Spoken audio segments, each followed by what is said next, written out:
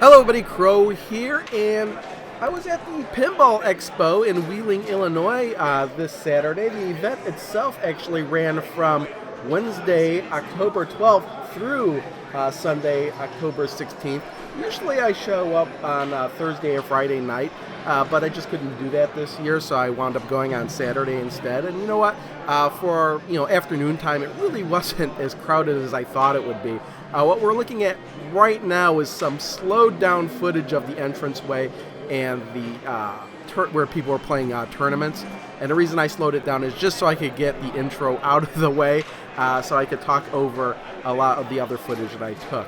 I didn't take as much footage as I've taken in previous years. I've set up a playlist of the previous Pinball Expos because a lot of the same stuff shows up again and again and again. So for example, I didn't even film any footage of the Hercules machine, and all 5 years I've gone to the Pinball Expo, it's been there. So if you're interested in seeing more Pinball Expo footage, I will have a link to that playlist in the description below, and there'll also be a link at the end of the video as well.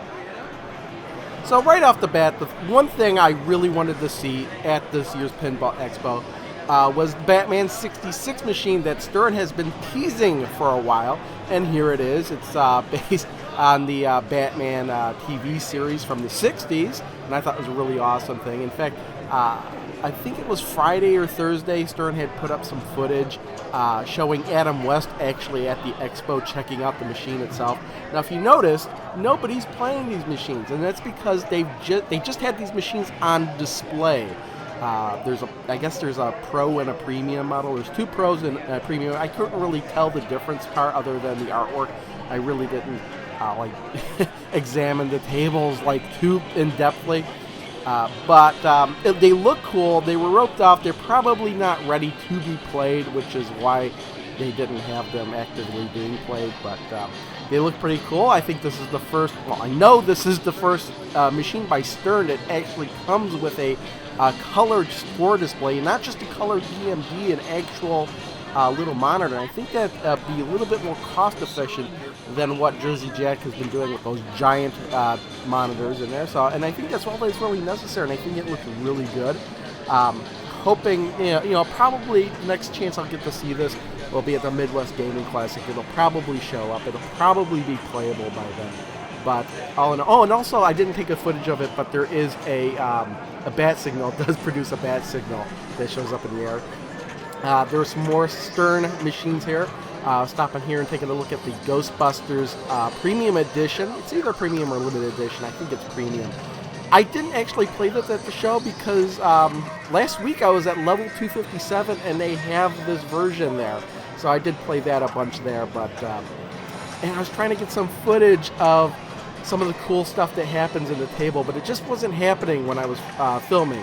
The Ecto Goggles are in this version where you can see the ghost if you look through the lens, and I might not have been able to pick that up at the angle I was at. But also, Slimer does fly around more animated in this version.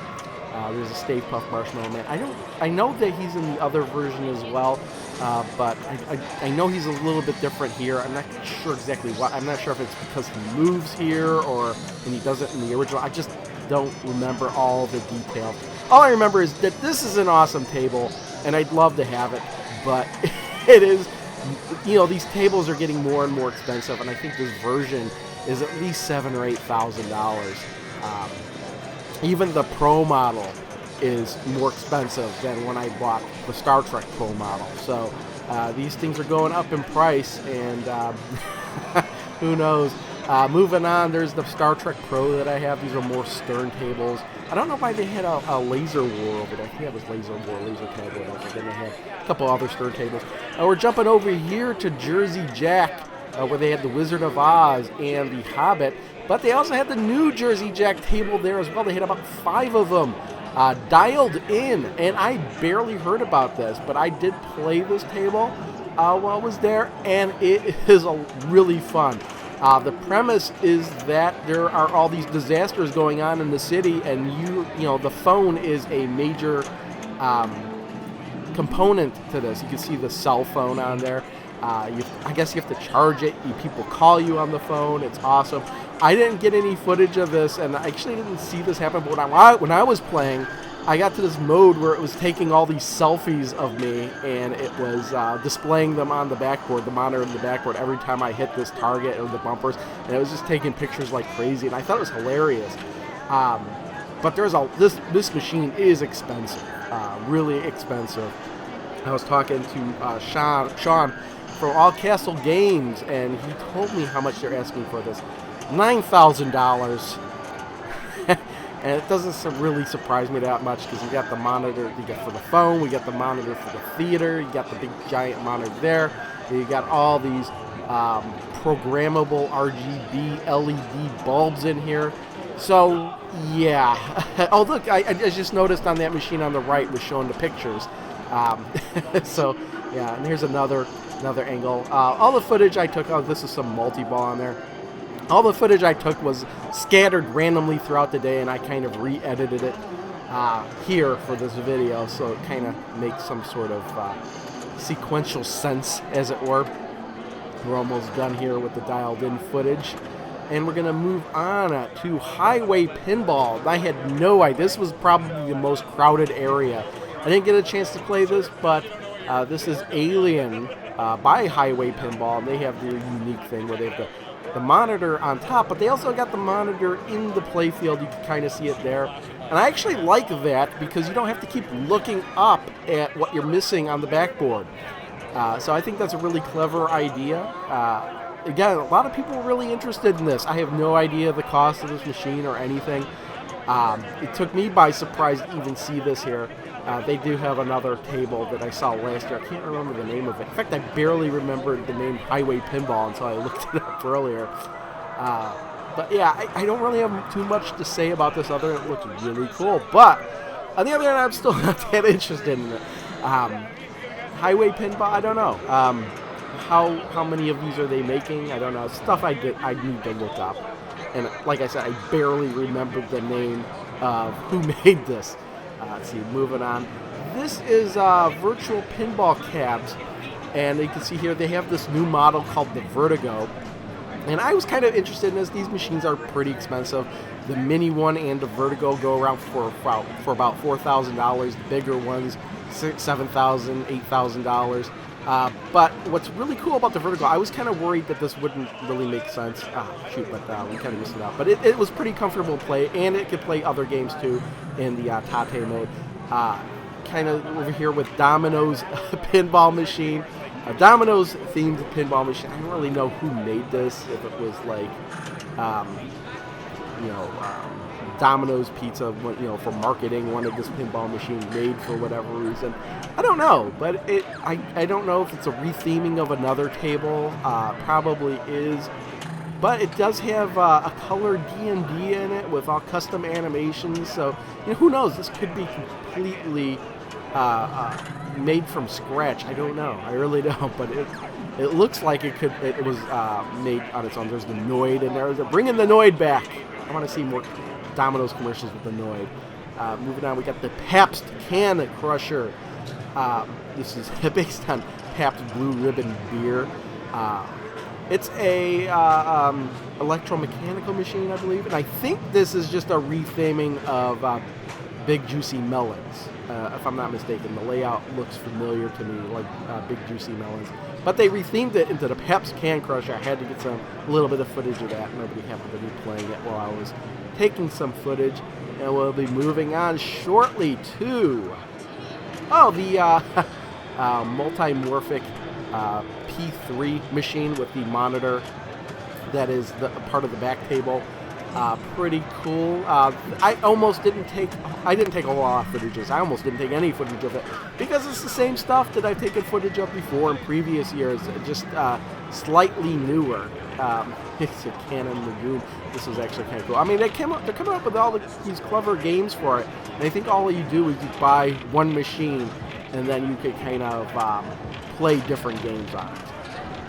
And that's really all there is to it. Took a little bit of footage. 3, 2, oh, you've done it. Well done. P-Rock had some custom machines, and this Doom one looked pretty cool, so I took some footage of it. I played it, and I don't think it's ready for prime time at all. The The ramps are very, very difficult to hit, but it was pretty cool. And then there's the whatever that was. They did a custom display for Iron Man, full screen footage, so I decided to take some footage of that. Like I said, there's a lot of stuff I didn't take footage of. Pin sound, a lot of the vendor booths I didn't take footage of. Same old, same old. So I was trying to, what really interested me, and just an overall sense of the show itself. But yeah, they spliced in some Iron Man footage to this Iron Man table. That's a Stern from 2000, whatever.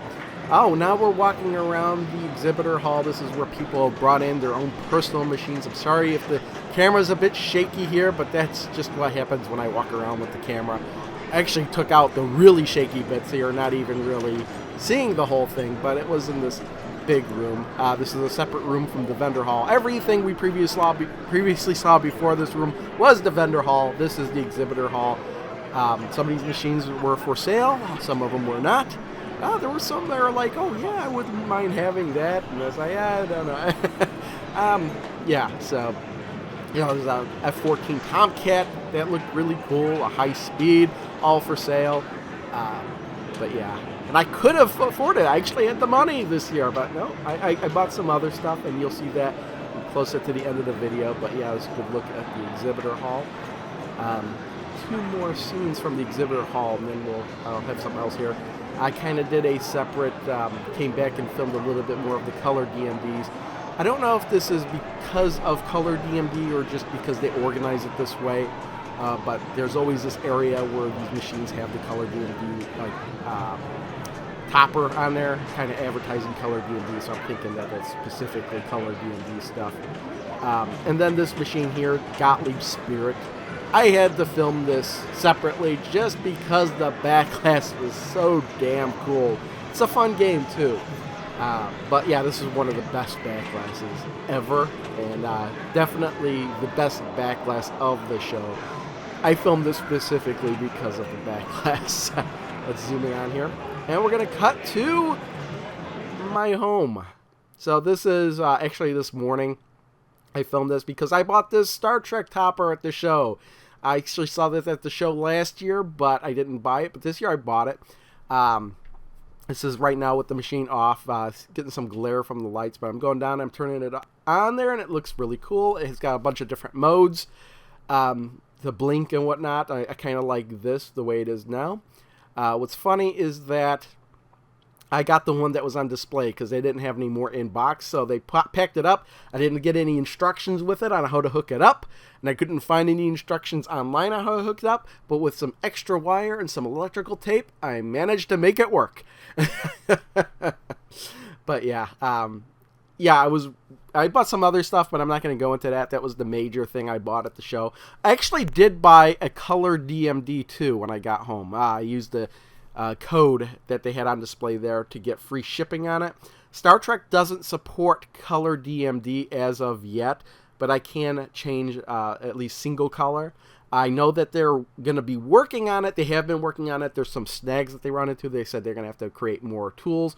Both of the people I talked to at the booth said that they would like to see it because they have the machine and they really like it, but it really is, it might still be a year or so off, maybe even more.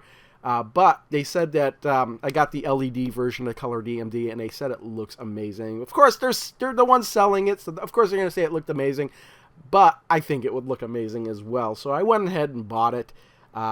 It's almost $400 for what I needed to install it here. But I'm probably not even going to I might make a really, really short video on that when I get it, because it is still single color. I'll do a more in-depth video if they do come out with the color version. But yeah, that's about it. Had a good time at the show. Spent a lot of money, but not as much money as I could have. So I'm pretty happy with all that. We'll leave it at that. Thanks everyone for watching. See y'all next time. Bye.